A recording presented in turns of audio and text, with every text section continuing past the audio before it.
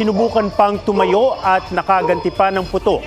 Pero binalikan at saka binaril sa ulo ang rider na yan sa San Jose del Monte, Bulacan. Agad nasawi ang rider. Sugatan naman ang isa sa tatlong sospek.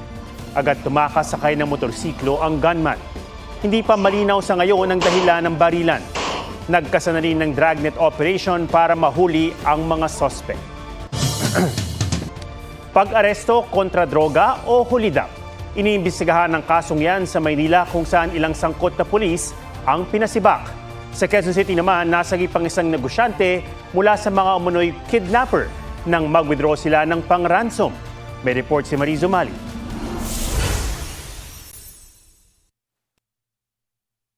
Niluhuran ng mga operatiba ng PNP Anti-Kidnapping Group ang dalawang lalaking ito na napasalampak na lang sa labas ng isang bangko.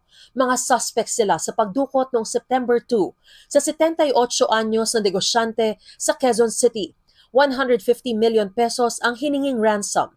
Ayon sa DILG, kahapon September 11, nagpunta sa bangko ang tatlong suspect kasama ang biktima para utusan siyang mag-withdraw ng pera. The bank operators knew of the situation and contacted the PNP, and within minutes the PNP arrived and arrested the three suspects and rescued the kidnapped victim.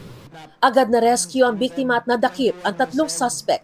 Dalawa ay dating taga-Marines na honorably discharged. Ang isa ay dating taga-Army na dishonorably discharged. May 8 pang suspect na nadakip sa mga follow-up operation. Inaalam pa kung sino ang utak sa pagdukot. Hindi pa kompleto ang tactical interrogations. Hinahanap pa namin kung sino ang mastermind nila.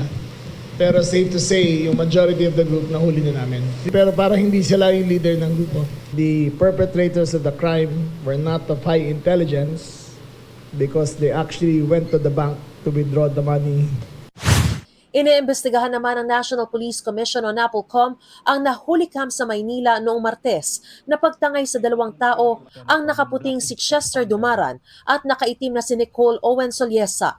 Pinaligiran sila ng 8 lalaki, pinusasan at isinakay sa magkaibang sasakyan. Bago maghating gabi, paghinto ng SUV sa isang kainan, tumakbo palayo si Dumaran at hinabol kalaunan. Ayon sa NAPOLCOM, ang report ng Manila Police District Drug Enforcement Unit, drug enforcement operation iyon at inaresto nila si Soliesa. Ang nakasulat po na nangyari po na inaresto sila ay September 10 na po, 2025 at around 12:50 a.m. in front of Sizzling Restaurant. Pero ang sabi ni Dumaran, bigla silang dinampot, inikot sa Rizal, pinagnakawan at sinaktan. Kalaunan, nagpakilalang pulis ang mga tumangay at kasama raw ang mismong hepe ng MPD Drug Enforcement Unit. Sinundo po namin si hepe nila sa headquarters.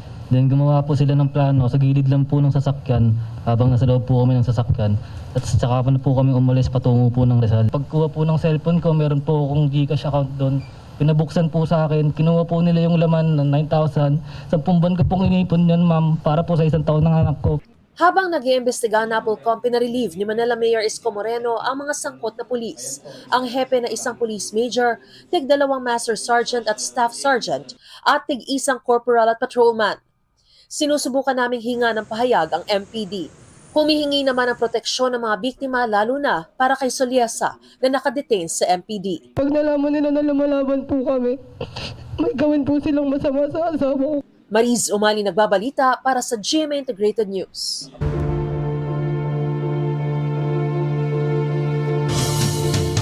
Iba't ibang grupo ang kumasa sa Black Friday protest para tuligsain ang mga anomalya sa flood control projects. May report si JP Soriano.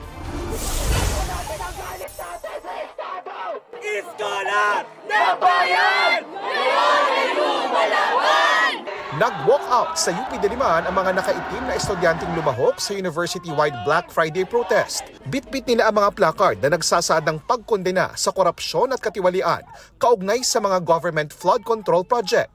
Sa dami na nagtipon-tipon sa Palma Hall, isinara ang bahagi ng UP Academic Oval. Karamihan sa kanila mga Gen Z, mga mag-aaral dito sa Black Friday protest dito sa University of the Philippines. Ang panawagan po ng mga nandito, panagutin lahat ng sangkot sa korupsyon sa flood control project. Walang dapat piliin kamag-anak man ng Pangulo o hindi. Suportado daw ni UP President Angelo Jimenez ang pagpapakita ng outrage ng publiko sa mapayapang paraan. Alinsunod daw ito sa freedom of expression. Mga opisyal ng gobyerno! Humiga naman sa harap ng Senado ang mga nakilos protesta laban sa anilay flood control scam. Paraan daw nila yan para ipakita ang realidad na marami ang nalulunod sa baha. Panawagan din ng grupo maging tunay na independent ang binuong Investigation Commission ng Pangulo.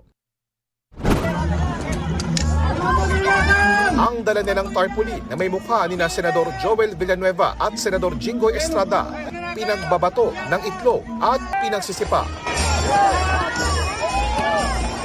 Matatanda ang tinukoy ni dating DPWH District Engineer Bryce Hernandez, sina Estrada at Villanueva na nangikbak umano sa mga flood control project sa Bulacan. Sinusubukan pa rin naming makuha ang panig ng dalawang senador sa nangyari sa rally, pero nauna na nilang itinanggi ang pagkakasangkot sa anomalya. May mga nakaitim din na kilos protesta malapit sa EDSA Shrine.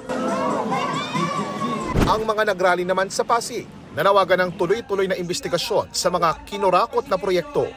May ilan ding nagkasa ng Black Friday protest sa Antipolo, Rizal, paglaban sa pagnanakaw ng buwis at pagbuwag sa political dynasty ang kanilang panawagan. Pero sa Marcos, sa Duterte, wala kaming pinapanigan dahil parehong akusado sa korupsyon. May mga nakadeploy ring pulis doon para bantayan ang sitwasyon sa lugar. Panimula lang daw ito ng Black Friday protest ng mas malaking pagkilos na ikinakasa sa September 21. JP Soriano, nagbabalita para sa GMA Integrated News. May good news at bad news sa singil sa tubig ngayong Burr months. Sa mga customer ng Manila Water, may bawas singil mula Oktubre hanggang Disyembre. 64 centavos hanggang 3 pesos o halos 3 pesos na menos yan sa inyong bill depende sa inyong konsumo. Kailangan namang mag-budget ang mga Maynilad customer. 40 centavos hanggang mahigit 3 pesos ang dagdag sa bill mula Oktubre hanggang Disyembre. Paliwanag ng MWSS dahil ito sa tinatawag na Foreign Currency Differential Adjustment o pagbabago sa palitan ng piso kontra dolyar, yen at euro na siyang pambayad ng mga water concessionaire sa kanilang utang panlabas. Sumama ang pakiramdam ng 29 na tao sa Sibalom, Antique matapos makalanghap ng kemikal na amoy bayabas. Ayon sa Provincial Disaster Risk Reduction and Management Office, hindi pa matukoy ang kemikal na nalanghap ng mga biktima na karamihan ay estudyante. 5 sa 19 na dinala sa ospital ang nakakonfine pa. Ang iba naman ay agad binigyan ng atensyong medikal sa triage area na tinayo ng barangay.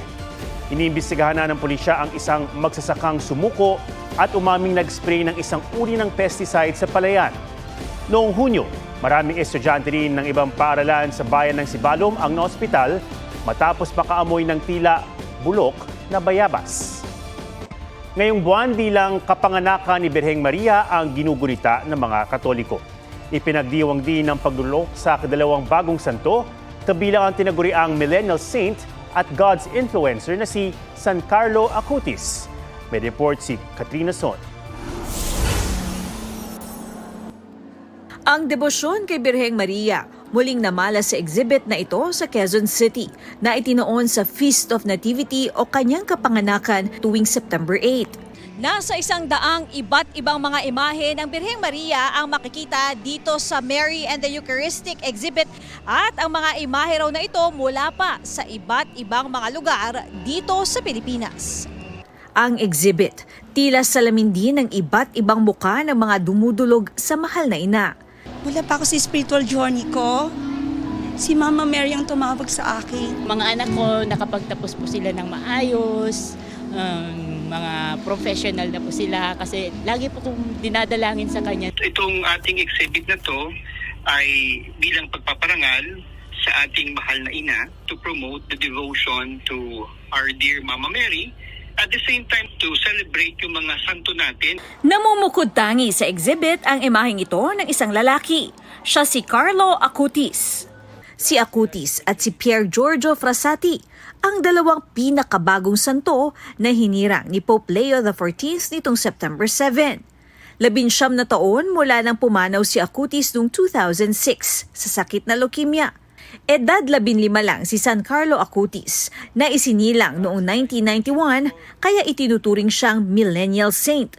At sa paggamit niya ng kaalaman sa computer at internet para ipalaganap ang pagkadakila sa Eucharist at kay Mama Mary, binansagan siyang God's influencer. Mayroon din kaming anak na bata pa. So at least mayroon tayong batang saint na ngayon. So mas makaka-relate. Gaya ng mga santo, ang taimtim na pananampalataya wala sa edad o panahon. Yung kanilang buhay pananampalataya ay isang buhay na kung saan pwede nating tignan na, na maski pala yun ang ating buhay, an ordinary life can be lived extraordinarily.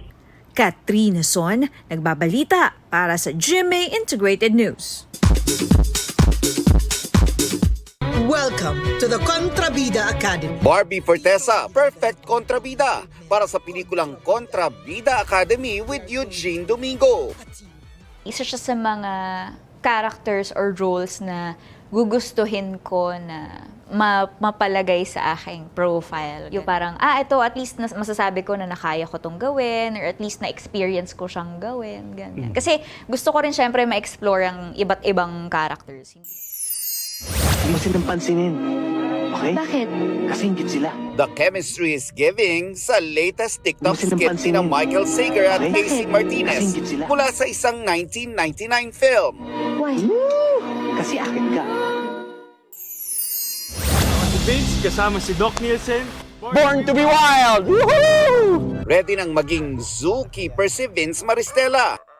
Curious din kasi ako kung paano ito inaalagaan at kung anong mga treatments ang binibigay ni Doc sa mga hayop na nandito. Ma-experience ni Vince ang pag-alaga ng wild animals. Matapos malinisan, tinanggal namin ang mga dead tissue sa kanyang mga sugat. Pagkatapos, binalik din namin ito sa kanyang kulungan. It's a fine rainy day. We've been productive. So, thank you, Vince. Mapapanood ang Born to be Wild tuwing Linggo alas 9 ng umaga. Nelson Canlas nagbabalita para sa GMA Integrated News. Baha, traffic, mga stranded sa daan at mga punong nabuwal. Matinding perwisyo ang idinulot ng malakas na ulan sa Metro Manila at iba pang bahagi ng bansa. May report si Marizo Mali. Halos nag-zero visibility sa Commonwealth Avenue, Quezon City dahil sa ulang dala ng easterlies. Nagpabagal ng trapiko ang baha sa Elliptical Road. Nakaranas din ng pagbaha sa Central at Visayas Avenue. Bumaha rin sa bahagi ng EDSA Kamuning, pati sa Mother Ignacia Avenue.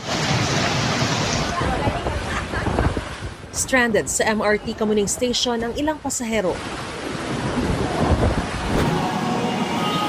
Usad pagong din sa ilang bahagi ng Quezon Avenue dahil sa baha.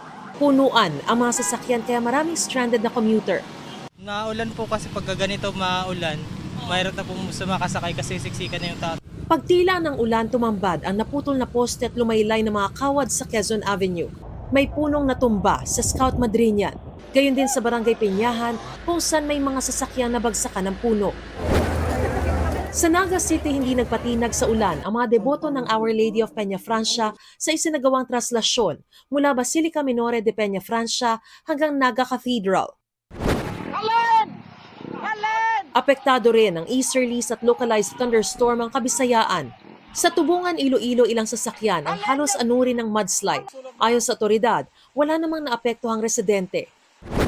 Sa bayan ng Tigbawan, dead on arrival ang 14 anyos na lalaki nakidlatan habang nag-aani. 6 na tinamaan din ang sugatan. Ilang bahay naman ang nasira ng malakas na hangin. Sa Negros Oriental, stranded ang mga motorista at estudyante sa La Libertad nang bumaha dahil sa umapaw na spillway. Habang sa Valencia, kulay putik na tubig ang rumagasa sa kalsada. Sa pag-apaw naman ng Poblacion River sa Cebu dahil sa malakas na ulan, nagkabaha sa mga bayan ng Ginatilan at Malabuyok. Humupa ang baha matapos ng 2 oras. Sa South Cotabato, natigil ang pagkumpuni sa tulay na ito dahil sa ragasan ng baha. Nabuwal naman ang 6 na malalaking puno sa harap ng paaralan sa Cotabato.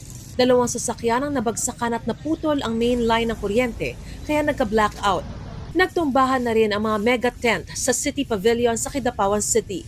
Ayon sa City Disaster Risk Reduction and Management Office, 4 na bahay ang partially damaged.